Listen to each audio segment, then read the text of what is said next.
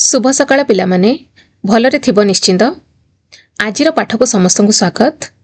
गत पाठरे आमे टिकी चढ़ई कवितार प्रथम दुई पद को आवृत्ति करने सहित एही दुई पदरे थिबा नूतन शब्द गुड़िकर अर्थ जानिथिले आउ बुझिथिले। तो आजिर पाठरे आमे टिकी चढ़ई कवितार प्रथम पदर अर्थ बुझिबा। ठीक अछि, किंतु ता पूर्वरु मु तम मानकु गत पाठरे तुमे माने केते बुझिछ केते मने रखिछ जानिबा पई किछि सरल प्रश्न पचारिबी। समस्ते प्रस्तुत तो? ताहले मते कुह टिकी शब्दर अर्थ कौन? टिके चिंता कर आउ कुह। बहुत बढ़िया। टिकी शब्दर अर्थ हेउछि अति क्षुद्र बा अति छोट। एबे आउ गोटे शब्दर अर्थ कुह। आहार। आहारर अर्थ कौन? Very good. आहार माने खाद्य। एबे तमे माने समस्ते निज निज पसंदर दुईटी जोटा तुमको बहुत भल लागुथबो दुईटी खाद्यर नाम मते कहिबो। बहुत बढ़िया। किए कहिला माछ, किए कहिला छतु, तो किए कहिला खीरी। तेबे मोर सबुठु पसंद खाद्य कोन जानिछ? मते सबुठु बेसी भल लागे आम ओडिया खाद्य पखाळ, साग भजा आउ बड़ी चूरा। एबे तम मानक पई आउ गोटिए प्रश्न। मो कवितार गोटिए धाड़ी एठारे कहिबी, तमे माने मने पकाई मते कहिबो कि कवितार आर धाड़ीटी ता पर धाड़ीटी कौन थिला। ठीक अछि? माँ सह मुही अति खुशी रे। एबे कुह ता पर पदटी कौन हेबो? Very good. पर पदटी हेउची खंडी उड़ा देई उड़ई धीरे। माँ सह मुही अति खुशी रे खंडी उड़ा देई उड़ई धीरे। ताले वर्तमान आमे टिकी चढ़ई कवितार प्रथम पदर अर्थ बुझिबा। चलो आरंभ करिबा। टिकी चढ़ई। एही टिकी चढ़ई कवितार प्रथम पदटी हेउची गछ डालटीरे घरटी मोर अति छोट अटे अंडा आकार। माँ सह मुही अति खुशी रे खंडी उड़ा देई उड़ई धरे। पिला माने आमे माने प्रथम पाठरे यार आवृत्ति करिथिले, तम मानकर निश्चय मने थिबो। एबे चलो एई पदर अर्थ बुझिबा। ठीक अछि? तो एठारे कवि हमको कौन कहिबाकू चाहुचंती सेटा जानिबा। ठीक अछि? प्रथम धाड़ी रे कवि कहिचंती गछ डालटीरे घरटी मोर। एठारे कवि गोटिए टिकी चढ़ईर भावना को आम आगे कहिछंती। कौन कहिछंती कि गोटे टिकी चढ़ई कहूची कि मु गोटे कुनी चढ़ई, मोर आकार बहुत छोट, मु बहुत एकदम छोट, आउ मु गछ डालरे थिबा मो कुनी बसारे रुहे। आर पर धाड़ी रे कवि कहिछंती अति छोट अटे अंडा आकार।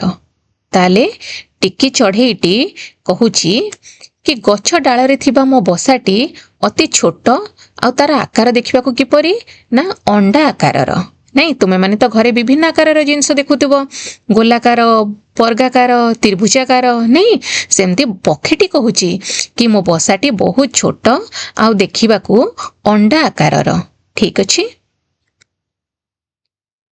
आ पर धाड़ी रे कवि कहिचंती माँ सह मुही अति खुशी रे।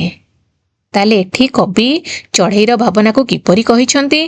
कवि कहुचंती कि चढ़ईटी कहूची कि गछ डालरे थिबा मो कुनी आउ अंडा आकारर बसारे मु मो माँ सहित रुहे। तुमे माने जेमती तुम घरे तुम बापा माँ गुरुजन मानक सहित मिसिकरी, भाई भौणी मानक सहित मिसिकी रुह, सेमती पक्षीटी कहूची कौन ना मु मो घरे बा मो बसारे गछ डालरे जो गछ कोरडरे जो बसा मोर अछि सेथिरे मु मो माँ सहित रुहे। या पर धाड़ी रे कौन कुहाइछि कि खंडी उड़ा देई उड़ई धीरे। तो एठी चढ़ईटी कहूची कि मो माँ मते जेतबेले जन्म कला मु पूरा कुन्नीटे थिली, तो सेथिपई अन्य चढ़ई परी मु तो उड़ीबा शिखिनी, तेणु मु खंडी उड़ा देई धीरे धीरे उड़ीबाकू चेष्टा करूची। आ मते मो माँ सह खोला आकाशरे उड़ीबाकू बहुत भल लागे। तेणु तम मानक जेमती स्वाधीन भावरे रहिबाकू बहुत भल लागे, सेमती चढ़ई को मध्य स्वाधीन भावरे खोला आकाशरे उड़ीबा पई बहुत खुशी लागे। ତେଣୁ ଏଇ ଟିକି ଚଢ଼େଇ କବିତାର ପ୍ରଥମ ପଦଟି ତମେମାନେ ବହୁତ ଭଲ ଭାବରେ ବୁଝି ଯାଇଛ। ଏବେ ଆଉ ଥରେ ପଦଟିକୁ ଶୁଣିବା। ଗଛ ଡାଳଟିରେ ଘରଟି ମୋର, ଅତି ଛୋଟଟେ ଅଣ୍ଡାକାର, ମା ସହ ମୁହିଁ ଅତି ଖୁସିରେ, ଖଣ୍ଡି ଉଡ଼ା ଦେଇ ଉଡ଼ଇ ଧୀରେ। ପିଲାମାନେ, ଟିକି ଚଢ଼େଇ କବିତାର ପ୍ରଥମ ପଦର ଅର୍ଥ ତୁମେମାନେ ବହୁତ ଭଲ ଭାବରେ ବୁଝି ସାରିଛ। ଏବେ ତୁମେମାନେ କବିତାଟିକୁ ଟିକେ ପଢ଼, ଆଉ ଏହା ପରେ ମୁଁ କିଛିଟା ପ୍ରଶ୍ନ ପଚାରିବି, ତାହାର ଉତ୍ତର ତମେମାନେ ମୋତେ କହିବ। ଦିଆଯାଇଥିବା ପଦର ସଠିକ୍ ଅର୍ଥଟି ବିକଳ୍ପମାନଙ୍କ ମଧ୍ୟରୁ ବାଛ। ଏଠାରେ ଦୁଇଟି ଧାଡ଼ି ଅଛି, ତମେମାନେ ତାକୁ ପଢ଼ିବ, ଆଉ ସେଇ ଧାଡ଼ିର ଅର୍ଥର ଦୁଇଟି ବିକଳ୍ପ ଦିଆଯାଇଛି। ତମେମାନେ ମୋତେ କହିବ କି କେଉଁ ବିକଳ୍ପଟି ସଠିକ୍ ଅର୍ଥ ପ୍ରକାଶ କରୁଛି। ପ୍ରଶ୍ନଟି ଅଛି କ'ଣ? କି ଗଛ ଡାଳଟିରେ ଘରଟି ମୋର, ଅତି ଛୋଟ ଅଟେ ଅଣ୍ଡା ଆକାର। ତ ଏହି ଦୁଇ ଧାଡ଼ିର ଅର୍ଥ କ'ଣ? ଟିକେ ଦୁଇଟି ବିକଳ୍ପକୁ ପଢ଼, ଆଉ ମୋତେ କୁହ କେଉଁଟି ସଠିକ୍ ଉତ୍ତର।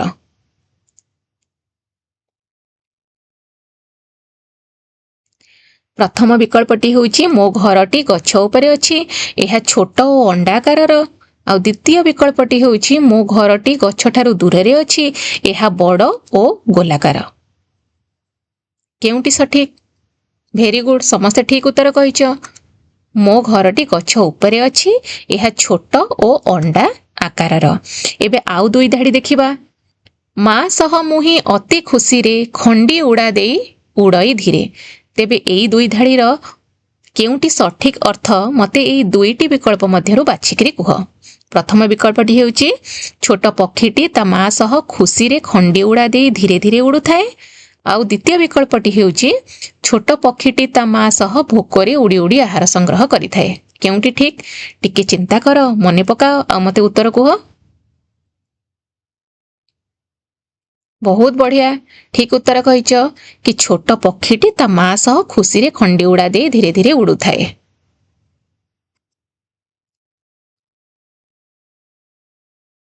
ପକ୍ଷୀଟିର ଘରଟି କେଉଁଠି ଥିଲା? ଏହି ପ୍ରଶ୍ନର ଉତ୍ତର ଟିକେ ମନେ ପକାଅ, ଆଉ ମୋତେ କୁହ। କବିତାର ପ୍ରଥମ ପଦକୁ ଟିକେ ମନେ ପକାଅ, କ'ଣ ଆମେ ଆବୃତ୍ତି କରିଥିଲେ, କ'ଣ ଆମେ ବୁଝିଥିଲେ, ତାହେଲେ ୟାର ଉତ୍ତର ତମମାନେ ଦେଇପାରିବ। ବହୁତ ବଢ଼ିଆ, ସମସ୍ତେ ଠିକ୍ ଉତ୍ତର କହିଛ। ପକ୍ଷୀଟିର ଘର ଗଛ ଡାଳ ଉପରେ ଥିଲା। ଆଉ ଗୋଟିଏ ପ୍ରଶ୍ନ, ପକ୍ଷୀ ବସାର ଆକାର କିଭଳି ଥିଲା? ଚିନ୍ତା କର, ଆଉ ମୋତେ କୁହ। ଭେରି ଗୁଡ୍, ପକ୍ଷୀର ବସାଟି ଛୋଟ ଓ ଅଣ୍ଡାକୃତି ଥିଲା। ଆଉ ଗୋଟିଏ ପ୍ରଶ୍ନ, କି ଛୋଟ ପକ୍ଷୀଟି କିପରି ଉଡ଼େ? ଛୋଟ ପକ୍ଷୀଟି ଖଣ୍ଡି ଉଡ଼ା ଦେଇ ଉଡ଼େ। ବହୁତ ବଢ଼ିଆ, ସମସ୍ତେ ପ୍ରଥମ ପଦଟିକୁ ବହୁତ ଭଲ ଭାବରେ ବୁଝିଯାଇଛ, କାହିଁକିନା ସମସ୍ତ ପ୍ରଶ୍ନର ଉତ୍ତର ତମମାନେ ସଠିକ୍ ଭାବରେ ଦେଇଦେଇଛ। ଏବେ ଆମେ ପ୍ରଥମ ପଦରେ ଯେଉଁ ସବୁ ଶବ୍ଦ ଗୁଡ଼ିକ ଥିଲା ତାହାର କିଛି ପ୍ରତିଶବ୍ଦ ଜାଣିବା। ପ୍ରତିଶବ୍ଦ ମାନେ କ'ଣ ତମମାନେ ତ ଜାଣିଛ କି ଗୋଟେ ଶବ୍ଦର ସମାନ ଅର୍ଥ ପ୍ରକାଶ କରୁଥିବା ଆଉ କିଛି ଶବ୍ଦ। ତାହେଲେ ଏଠାରେ କିଛିଟା ଶବ୍ଦ ଅଛି, ତମେମାନେ ମୋତେ କହିବ କି ୟାର ପ୍ରତିଶବ୍ଦ କ'ଣ ହେବ। ଯେମିତି ଗଛ, ଘର, ଛୋଟ, ଖୁସି। ଚାଲ ଜାଣିବା। ତ ଗଛର ପ୍ରତିଶବ୍ଦ ଗୁଡ଼ିକ ହେଉଛି ବୃକ୍ଷ, ତରୁ, ଦ୍ରୁମ, ପାଦପ। ସେମିତି ଘରର ପ୍ରତିଶବ୍ଦ ଗୁଡ଼ିକ ହେଉଛି ଗୃହ, ନିବାସ, ଆଳୟ, ଭବନ। ନାଇଁ, ତମମାନେ ବାଟରେ ଗଲାବେଳେ ଦେଖିଥିବ କାହା ଘର ଆଗରେ ଲେଖା ହେଇଥିବ କ'ଣ? ରାଜଲକ୍ଷ୍ମୀ ନିବାସ, ହରିହର ନିବାସ। ନାଇଁ, ତେଣୁ ଘରକୁ ନିବାସ ମଧ୍ୟ କୁହାଯାଏ। ସେମିତି ଛୋଟ, ଛୋଟ ମାନେ କ୍ଷୁଦ୍ର, ଲଘୁ, ନ୍ୟୁନ, କମ୍। ଆଉ ଗୋଟିଏ ଶବ୍ଦ ହେଉଛି ଖୁସି। ଖୁସି ମାନେ ଆନନ୍ଦ, ହର୍ଷ, ଉଲ୍ଲାସ ଆଉ ସୁଖ। ତାହେଲେ ତମମାନେ ସବୁ ପ୍ରତିଶବ୍ଦ ଗୁଡ଼ିକ ଜାଣିଗଲ। ଏବେ ଚାଲ ଜାଣିବା କିଛିଟା ଶବ୍ଦର ବିପରୀତ ଶବ୍ଦ। ତମମାନେ ଆଗରୁ ଜାଣିଛ ବିପରୀତ ଶବ୍ଦ ମାନେ କ'ଣ? ଯେମିତିକି ଦିନର ବିପରୀତ ହେଉଛି ରାତି। ସେମିତି ଚାଲ ଜାଣିବା ଛୋଟ, ଖୁସି ଆଉ ଧୀରେ, ଏହି ସବୁ ଶବ୍ଦ ଗୁଡ଼ିକର ବିପରୀତ ଶବ୍ଦ କ'ଣ ହେବ। ତାହେଲେ ଛୋଟର ବିପରୀତ ଶବ୍ଦ କ'ଣ? ବଡ଼। ଖୁସିର ବିପରୀତ ଶବ୍ଦ କ'ଣ? ଦୁଃଖ। ଆଉ ଧୀରେର ବିପରୀତ ଶବ୍ଦ ହେଉଛି ଜୋରରେ। ଏଠାରେ ତୁମମାନଙ୍କ ପାଇଁ କିଛି ଗୃହ କାର୍ଯ୍ୟ ଅଛି, ଖାତାରେ ଲେଖିନିଅ, ଆଉ ଏହାର ଉତ୍ତର କରିକିରି ଆଣିବ। छोट पक्षीटी किपरि उड़े। तुमे माने पदगुड़ी को बहुत भल भाव बुझीपार तो मुझे आशा करुच्ची तुम मैंने यार उत्तर सठिक भाव में देपर। सेमती कुह घर और खुशी शब्दर 3टी लेखाएं प्रतिशब्द लेखिकी आणिब। जेपरी पक्षी बसारे रुहे सेहीपरि अन्य जीवजंतुंकर बासस्थान गुड़िकर तालिका करिकी आणिब।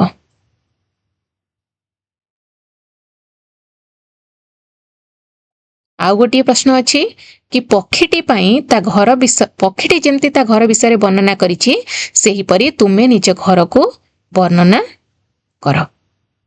माने आजिर पाठरे आमे जानिले कि कवितार प्रथम पदरे टिकी चढ़ेईटी निज कथा कहूची कि से गछ डालरे थिबा तार अति छोट आउ अंडा आकारर बसारे ता माँ सहित खुशी रे रुहे आउ ताको खोला आकाश रे उड़ीबा पई बहुत भल लागे, किंतु चढ़ेईटी बहुत छोट होइथिबारु से खंडी उड़ा देइकरी वर्तमान आकाश रे उड़ुछि और से बाहर दुनिया को देखिबाको चाहूछि।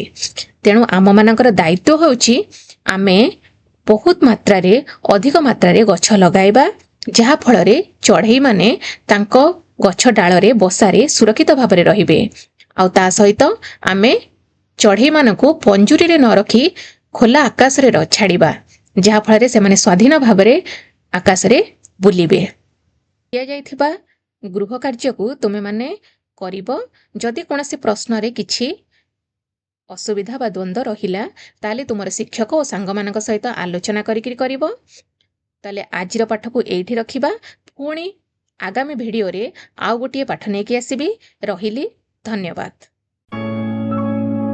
खुशी रे शिखिबा समस्तंकर अधिकार। नमस्कार।